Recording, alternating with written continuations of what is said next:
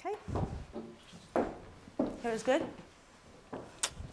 Okay, my name is Jelena Samonina-Kosicka, and I am residential faculty fellow.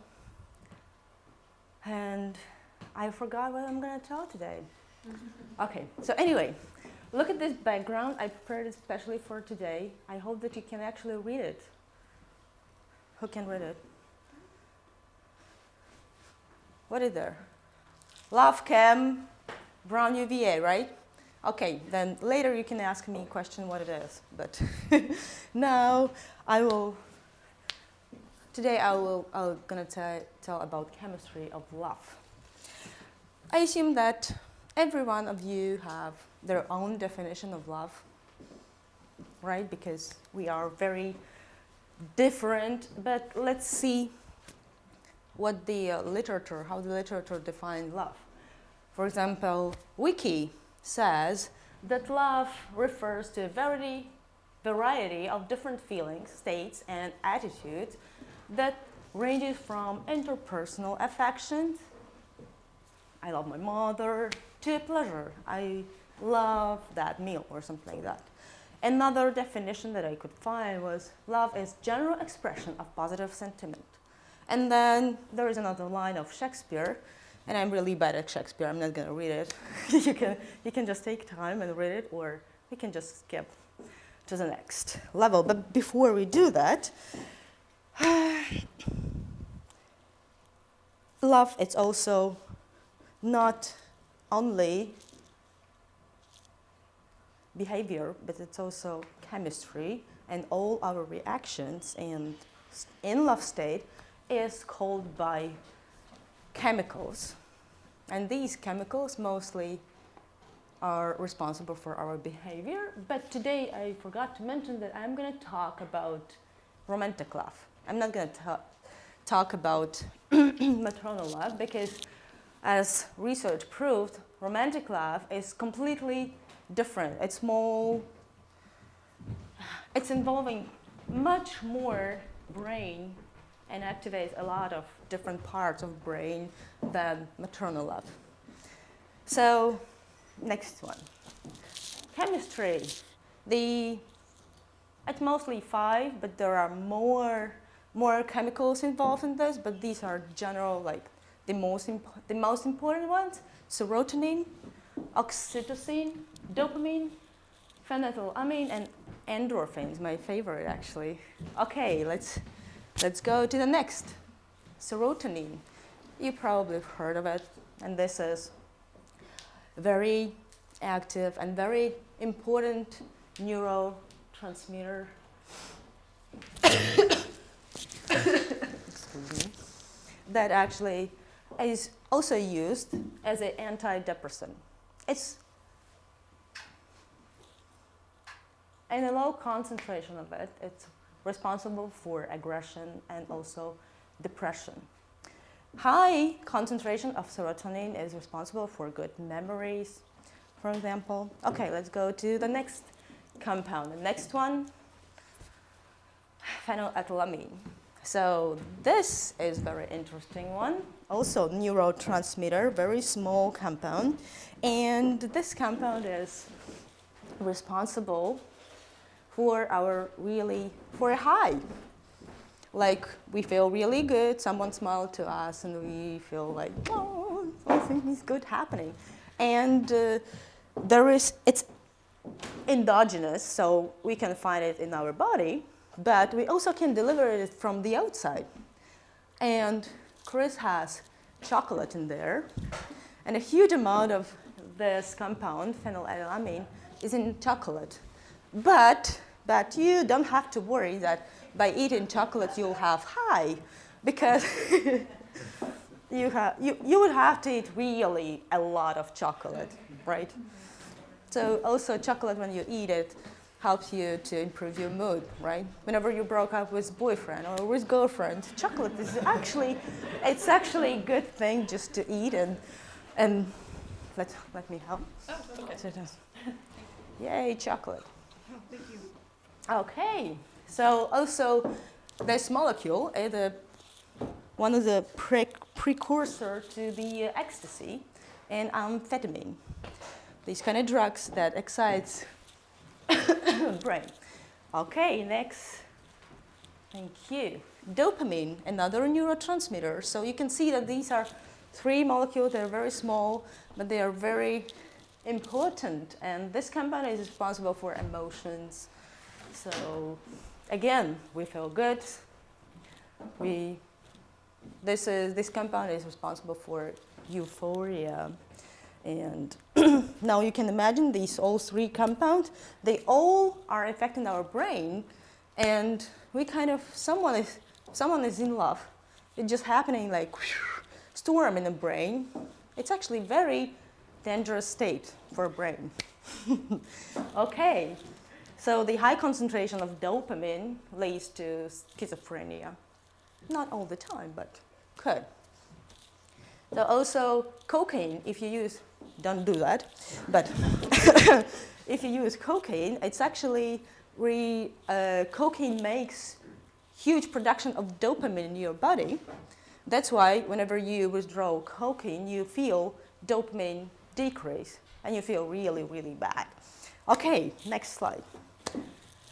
And this is oxytocin. This is very interesting compound. You can see it's already much, much bigger. And it's also a neurotransmitter, but it's also hormone. It's have very many phases, actually. So during this compound is responsible for the attachment. When the mother gives a birth to, natural birth to a kid, the oxytocin helps contraction, this is the word, contraction to pull out the kid, to push out the kid. And also, this compound is, when it is released in the body in a huge amount, mother feels very, very much attached to a kid. The same there is when the mother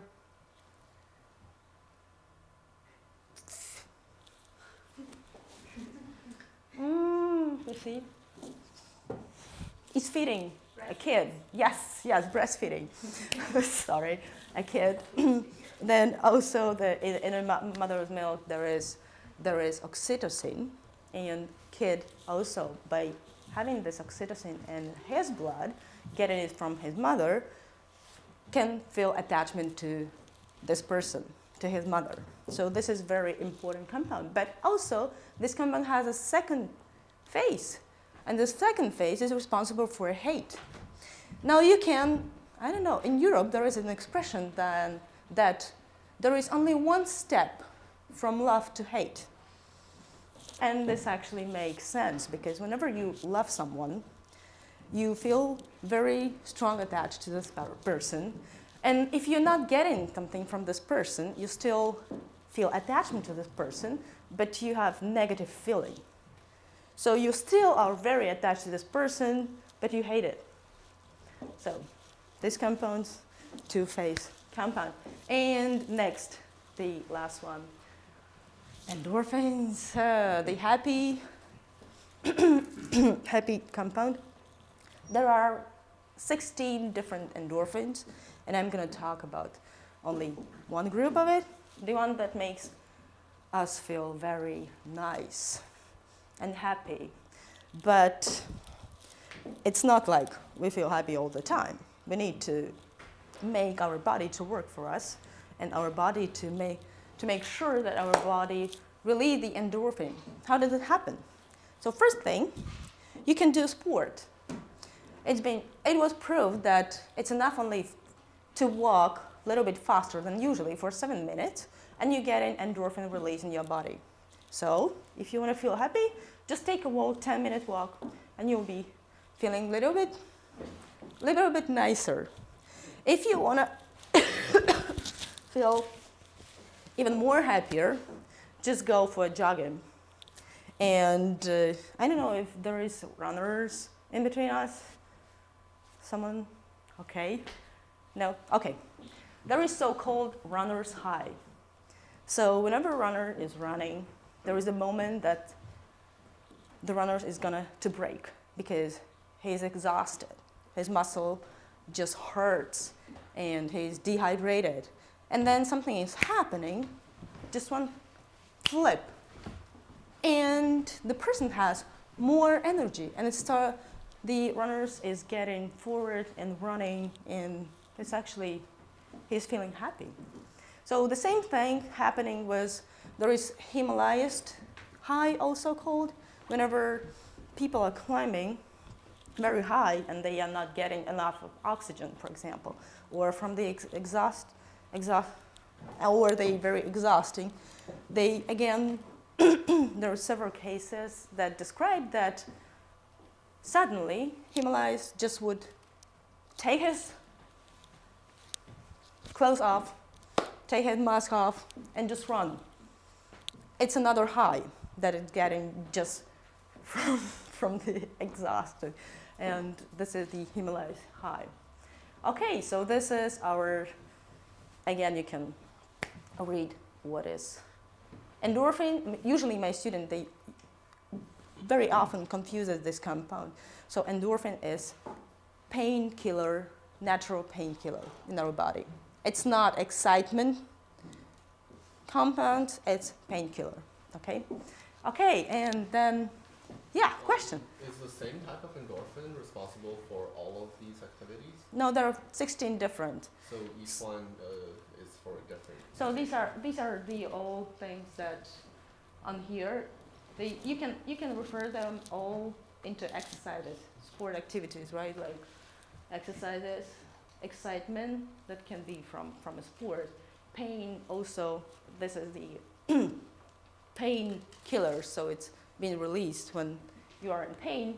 Spicy food, again, if you try chocolate with a paprika, chili paprika, yeah, try it. It's another way how to make you feel better.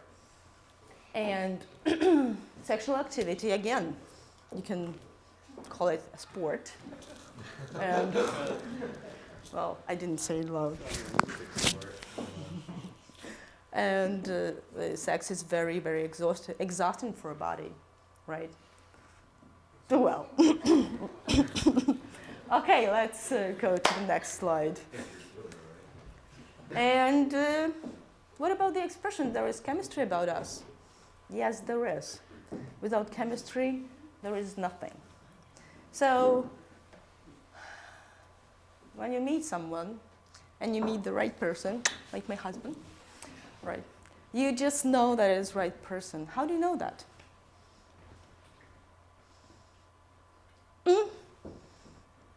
Chemistry? It was a very tricky question. You get butterflies in your stomach. That's right, you will get butterflies and whatever. So this all chemistry is just huge dose of release, chemical release. So let's take a look on one pair.